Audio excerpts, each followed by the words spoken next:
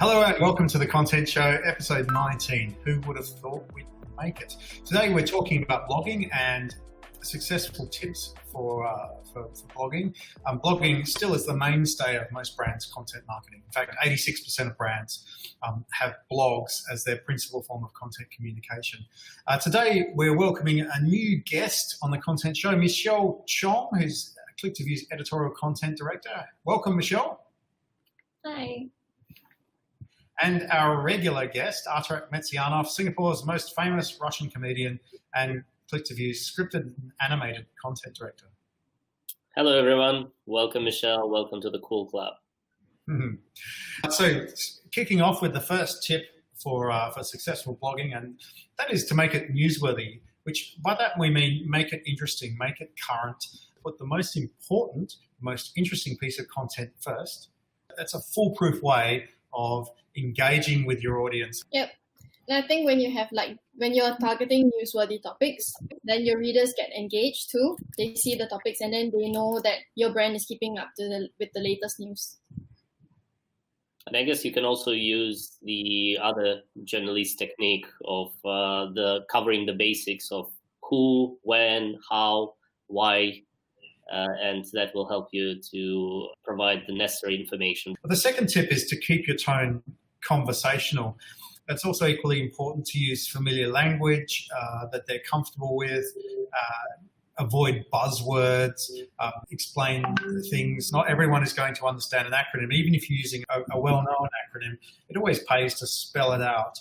I think that's one of the big things of marketing and PR and communications professionals, that they develop their own language that people sometimes don't understand. If using a particular term is unavoidable, then you should at least include a short explanation about it, because not everyone might understand what you're talking about. Absolutely. That really speaks to the next tip for successful blogging. Offer the audience value because they're giving up their time to read your content. But the most important aspect about this is that builds trust. Before you chase leads or sales with your content and so forth, the main goal is to build trust for your content so that your audience, your customers, see you as a trusted source of information. Mm-hmm.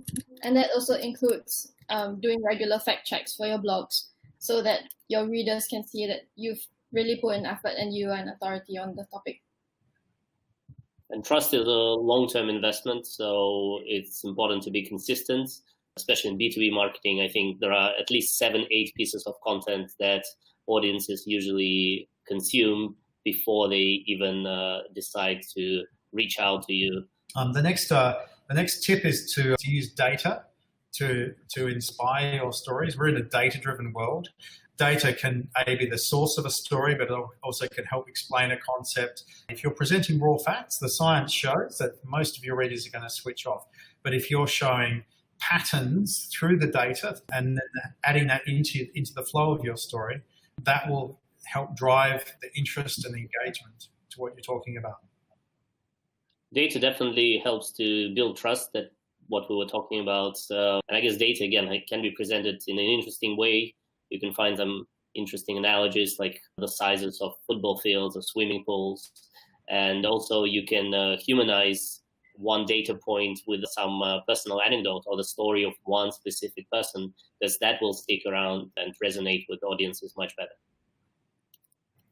Yeah, I think that's a great point. Finding those anecdotes for data is really important. I know Bloomberg in particular, as part of their new style, finding those anecdotes that really explain the data that they're sharing. And also to your point, which comes to the next tip that we're going to talk about, which is visualizing each story, so that the classic representing size by the number of football fields. For instance, in Australia, we always like to say it's like 3 times Sydney Harbour or something like that.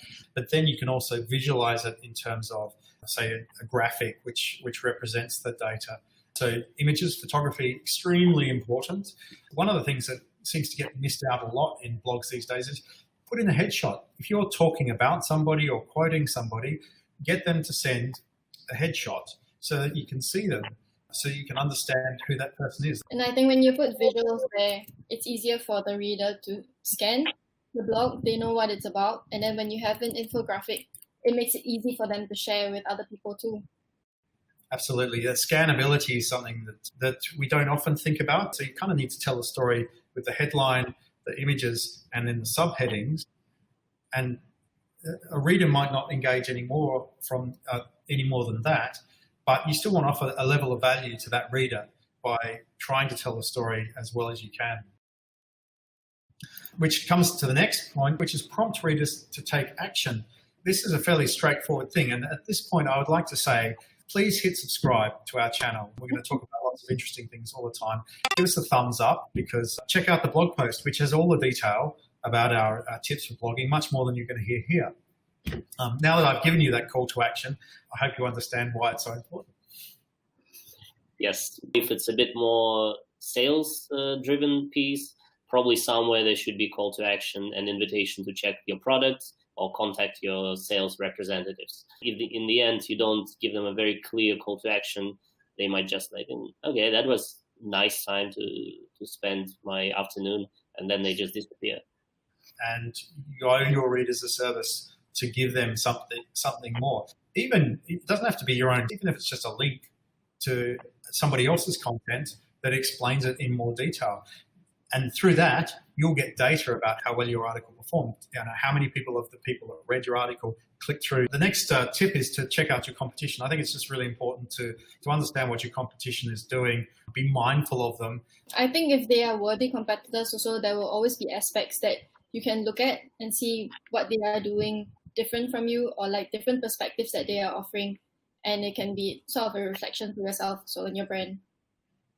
And competitive analysis can help you to find these gaps that you feel with your content and to build these niche audiences.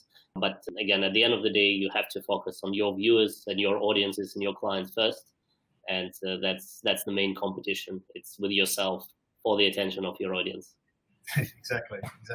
And so that comes down to the next tip, which is pretty straightforward and easy to understand, which is track and review your performance.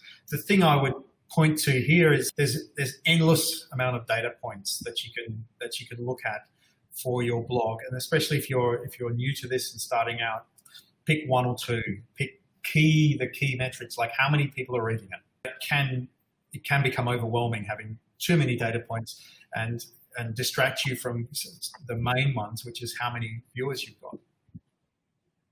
And some of these data points and tracking can be also spread across the funnels. How many people read it? This is how many subscribed, and this is how many sales I got. And then you kind of cover all the basics.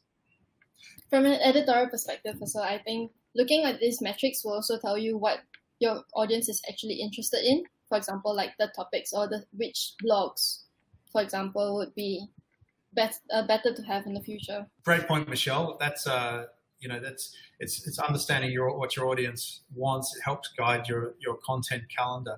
The final, and again, to bring to the next tip, which is to stay nimble.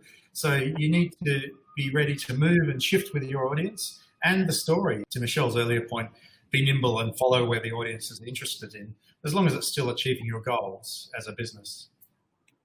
Mm-hmm. I think this ability to think on your feet, that's what makes us journalists, and that's like a skill that we need to hone.